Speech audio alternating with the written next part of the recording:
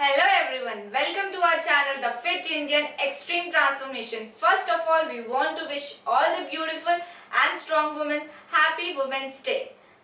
Today we are doing a talk show on PCOS condition which affects every fifth woman. This Women's Day we choose to challenge, we choose to fight PCOS. Today on board we have Ms. Saleha and Mrs. Mansa from the team of The Fit Indian Extreme Transformation. Ms. Saleha has done Masters in Clinical Dietetics and Nutrition from Manipal University. She has hands-on experience in multi-speciality hospital. Where Ms. Mansa is a medical professional and also fitness and yoga specialist. Being a nutrition specialist and fitness specialist, I have few questions for you on PCOS condition. So Saleha, can you tell us what is PCOS and what causes PCOS? Polycystic ovary syndrome is a condition where ovaries develop cyst, which in result produces male sex hormones, which is nothing but androgens. Many women who suffers from PCOS have insulin resistance, which is nothing but body does not perform well with the insulin levels. The higher the amount of insulin levels in the body and it's not been taken care, which results in higher amount of androgens. Not just with the insulin resistance but also lifestyle, sleep pattern, stress, obesity, overweight if it's not taken care, weight management, all these causes a PCOS. So my next question would be for Mansa. Since you are from the medical background, can you tell me what are the different types of PCOS? When a woman is suffering with PCOS, also known as PCOS, one should know what type or kind of PCOS I'm suffering from. There are 4 different kinds of PCOS. One is an insulin resistant PCOS, there's a post-pill PCOS, and there is adrenal PCOS, and the other one is called as the inflammatory PCOS. The first one, insulin resistant PCOS, is a condition when the insulin level is high in the body. And you actually want to reverse this insulin resistant PCOS by having a healthy lifestyle. Exercise and diet plays the most important role, and also to take your regular medication to have your insulin levels balanced in the body. The second one is called the post-pill PCOS. Many women need to take oral contraceptive pills, OCPs. Now when you completely wean off your medication, there is a high surge in the androgen levels. Then you need to take your anti-androgen medication. The third one is called the inflammatory PCOS. The inflammatory PCOS is a condition when the body is producing a lot of toxins. When the body has inflammation, you need to take anti-inflammatory medication and also some foods which will soothe your gut, and then you will be able to heal your system by taking natural fruits. Also, you may think of you're having too much of gluten, too much of dairy. Whatever is the situation, you need to understand why is my body having a lot of inflammation or toxins. The last one is also called as the adrenal PCOS. Now, adrenal is a gland. This gland releases cortisol. Cortisol is nothing but a stress. Now, when the stress is high in the body, even if you don't have insulin resistant or inflammatory or post-pill, there could be a condition where your stress levels are high. Not necessarily a woman should be overweight, she can also be underweight. But because there is a high stress level, you need to understand because of stress, the adrenals are creating a lot of stress in the body, which is also the cortisol. This is the last kind of a condition where a woman can have also adrenal PCOS. Saleha, can you tell me what are the signs and the symptoms of PCOS? Shreya, there are quite lot of symptoms women experience when they have or they suffer from PCOS, starting from weight gain, which is very difficult to shed even after they work out, even they follow a good diet, but if it is not followed religiously, they revert back the all weight. One thing I have seen when I deal with a lot of my clients, they always complain with a lot of oily skin, acne, hair fall, thinning of hair, and as mentioned, weight gain. And when you go to a doctor and she asks for a scan, you can see the enlarged size of cyst around the ovaries, dark patches on the skin and neck, and also excessive hair growth, like men facial hair they have on their face and over their body, especially on the tummy of their bodies. These are quite a few symptoms which women suffer when they have PCOS. fitness specialist. Can you tell us how can fitness help with PCOS? Fitness plays a very important role when you're suffering with PCOS. We know that when you exercise regularly and you have a regular workout pattern in your week, it helps you to get your insulin levels better, and also your ovulation will get regular. Example, when you do a workout, you have to include a cardiovascular workout, a strength training workout, and a mind-body exercise workout. Taking about 30 minutes of workout is very important, and when you do a cardiovascular workout, it should be a steady state cardiovascular workout. You can't go in a very high level or just in the low level. You need to be in a steady state at least for 20 minutes, and then you can do your warm-up and cool down. Also to include a mind-body exercise, which is like Tai Chi, Yoga, Pilates, also breathing, pranayam and meditation, which will help to release your cortisol level. Since your cortisol level is building up and it is not releasing, it will help you to release your cortisol levels. Including strength workout is very, very important. You also burn your fat with it, and your muscles. You're working up on your muscles and bones. It also helps to regulate and regularize your insulin levels. So this is a good program that you need to incorporate in your week, doing your cardiovascular, your mind-body exercise, and also doing your strength workout at least for 30 minutes. So Celia, as a nutritionist, what diet would you advise?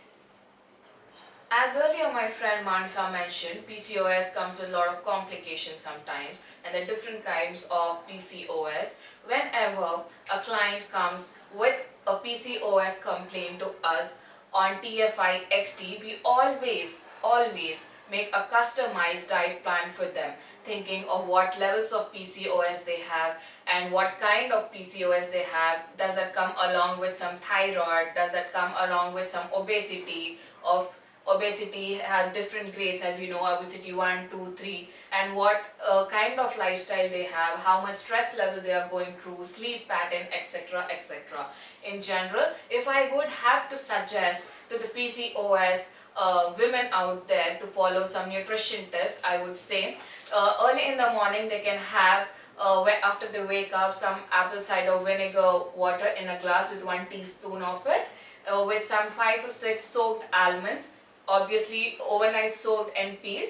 And for breakfast they can have rolled oats or oats upma, or homemade breakfast basically with some roti and some sabzi like that. Avoid as much as outside cereal grains what you get, like cornflakes, or which you have to take into a which are processed, and also you have to combine it with milk and have it. Okay, and coming to the mid-morning snack time, they can have a cup of green tea with some sunflower seeds or pumpkin seeds, some nuts, or a fruit like an apple or some kiwi, something like that. And for lunch option, mostly the Indian diets they can cover when a meal pattern is there. The plate, more than half it should be covered with vegetables, a portion of salad they can have, some green leafy vegetable including is very important. Then if they are vegetarian, they can have dal, a portion of 50 to 100 grams of paneer. If they don't have a complication of PCOS with thyroid, they can have soya with it, or tofu they can include it. And also always try to include as much fiber and as much complex carbohydrate option into your plate. Always see that your rice is not more polished. You can go for a semi-polished rice, parboiled rice, or brown rice. If you're opting for some roti options, always try to incorporate multi-grain chapati or jowar roti or maize roti, something like that. And coming to the snacks option in the evening, they can have some sprout salad, which is heavy, which also leads to satiety, and they can have some fruit bowl, they can have some nuts and seeds, and more options like a tea with rusk, something like that. And then for dinner, always prefer an early dinner option which is also light at the end, which is easy to make. For example, some green leafy vegetable or home cooked vegetable curry with two or one portion of jawar roti or some multigrain roti or some complex carbohydrate option. So Mansa, we want to know, is yoga is good for PCOS? We all know that yoga is holistic and yoga is healing. When a woman is suffering with PCOS, this is an hormonal disorder. There can be high androgen levels, high testosterone levels. There could be an insulin insensitivity problem. There could be a thyroid problem, and there is a stress level, which is also the cortisol.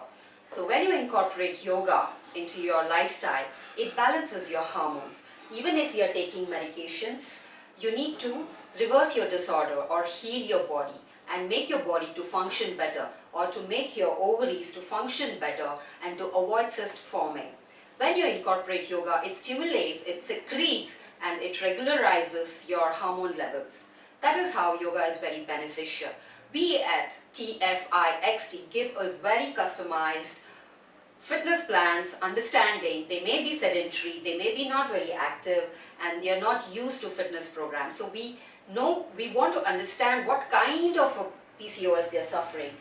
Like we said, what are the different kinds of PCOS, and also you need to incorporate, along with your fitness, along with your weight training, yoga, because yoga is healing and it reverses your medical condition. So Saleha, can you advise women who are suffering from PCOS what to do and what not to do? I always recommend my PCOS suffering clients, they should follow religiously diet as well as a customized exercise pattern for them. Parallelly they work, only then the PCOS can be managed. Secondly, the sleep cycle has to be tracked and it should be maintained. Always recommend a PCOS suffering women to sleep before 10 p.m. Try not to use too much of digital gadgets, maybe while gaming or listening music or watching some Netflix series. Please try to sleep by 10 p.m. Have at least of 7 to 8 hours of good sleep. Try to manage your stress. Have a well planned day so that you don't take much extra stress in your daily life. Have a regular check on your menses, your period cycle. Also, I would recommend have a consultation with doctor regularly. One who's suffering from PCOS, they should not indulge themselves into socializing like late night partying, late night waking up where they have to socialize with alcohol or smoke or processed food of consumption. Always avoid too much of gluten, dairy products and processed foods. Have a good sleep pattern. So the last question we would like to ask you both, like how can a woman lead a normal life with PCOS? A woman suffering with PCOS should adapt a healthy lifestyle.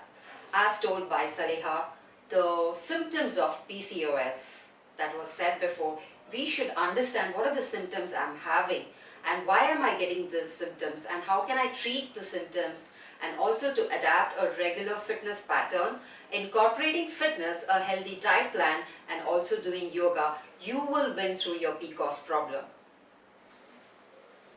Happy Women's Day! Choose to challenge.